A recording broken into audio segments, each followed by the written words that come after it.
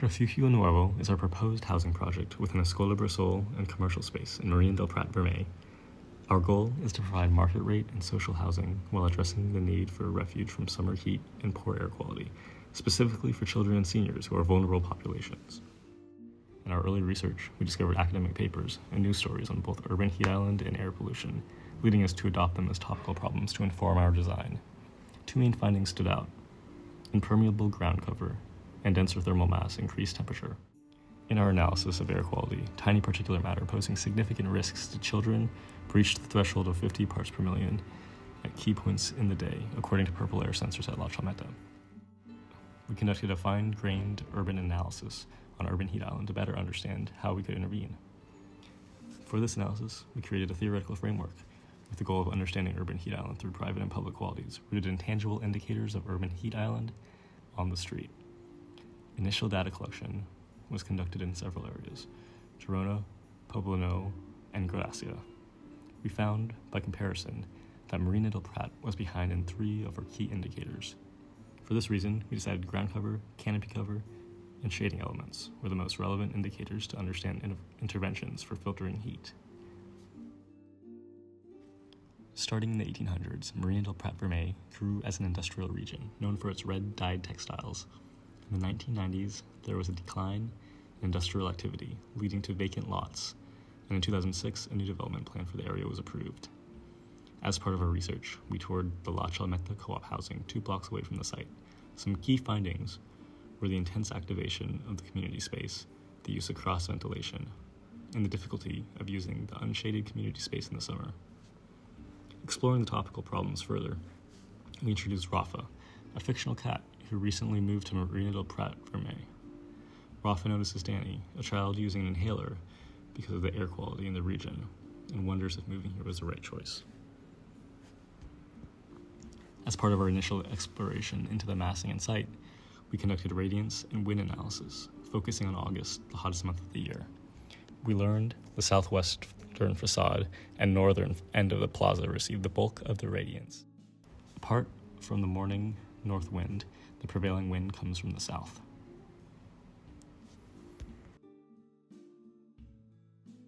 We received a maximum buildable area from the city. The south mass stays solid to block sun and hot south winds, while the north has a strategic subtraction for ventilation. Centralized circulation in the atrium paired with openings close to the ground floor create a solar chimney and an entrance to the Escuela Brasol. One last subtraction on the north end of the roof allows for better illumination in the atrium.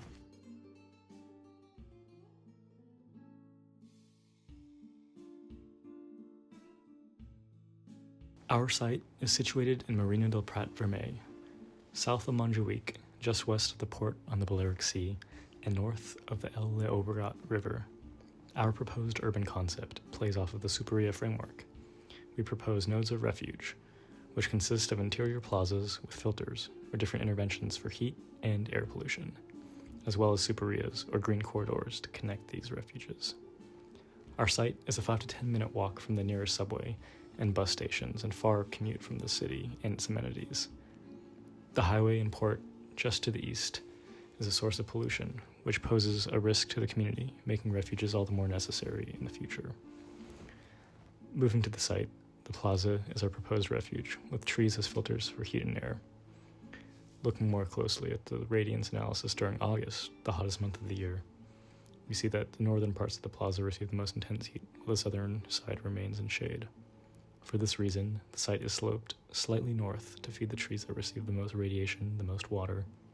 Based on our fine-grained urban analysis, we deployed strategies to address urban heat island by maximizing indicators that were both deficient and mitigate urban heat island, including shading devices, ground cover, low albedo materials, and canopy cover. The plaza utilizes permeable pavers to maximize ground cover and biophilia. Planter beds with shrubs and trees organize the space, creating islands of refuge within the plaza for residents and the public. The southern end of the courtyard is made of permeable rubber paving for kids to play.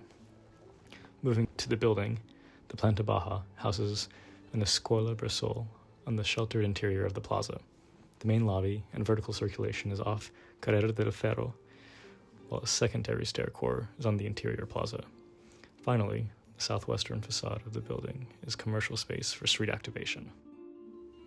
By creating a plaza with filters grounded in our fine-grained observations of the site, this refuge creates a space that doesn't just improve air quality and mitigate urban heat island, but also fosters a strong sense of community through facilitating spaces to gather for residents and the public. The green filter pulls cool air from the north side of the building into the atrium, a refuge for clean air, cool temperatures, and community, finishing in a green roof for solar and personal reflection. The bridges in the atrium connect circulation and residence, holding extra apartment program for residents with a lounge, co-working, game room, art center, and workout space. The entire building is cooled with a solar chimney. The prevailing wind from the south pulls the heated air on the top out as it passes over, pulling fresh, cool air from the courtyard into the atrium.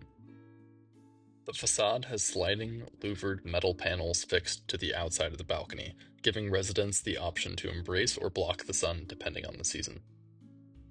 The south facade section illustrates the specific sun angles by summer and winter into the apartments beyond.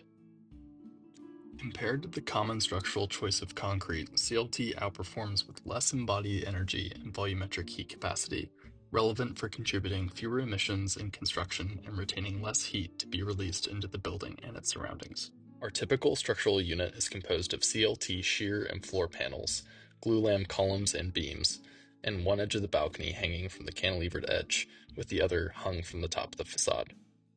The CLT shear walls are used as a feature element throughout, in the Escobar Sol and in each apartment's living room.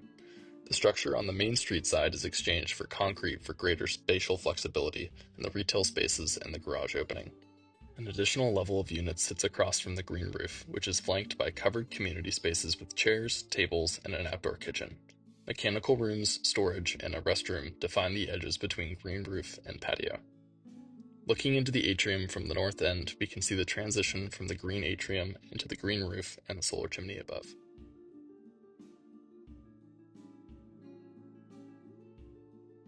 The objective of the interior design is to reinforce the idea of refuges inside the building and to passively cool the housing units, have flexible apartments, and create a community space on the bridges.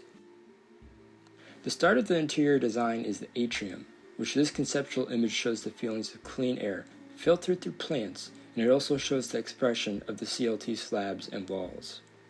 The first floor is where the atrium begins. It is mostly a garden, where there are beds of plants that require little sunlight that can filter the air coming into the courtyard. There is also a privacy screen surrounding the units, so they can still get access to air while not being completely exposed. The typical floor plan is a single layer corridor that surrounds the atrium.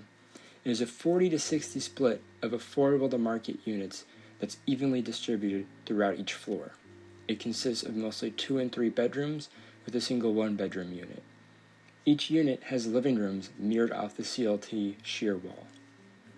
The typical unit plan shows kitchens and bathrooms are located off the atrium, while bedrooms and living rooms are located off the exterior walls.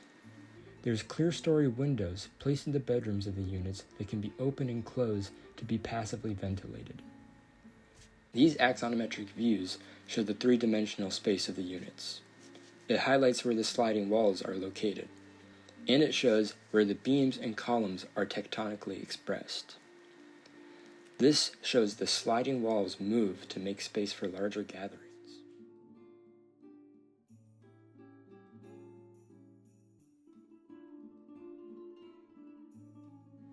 The bridges are refuges inside the atrium to escape the summer heat and be a place for community interaction.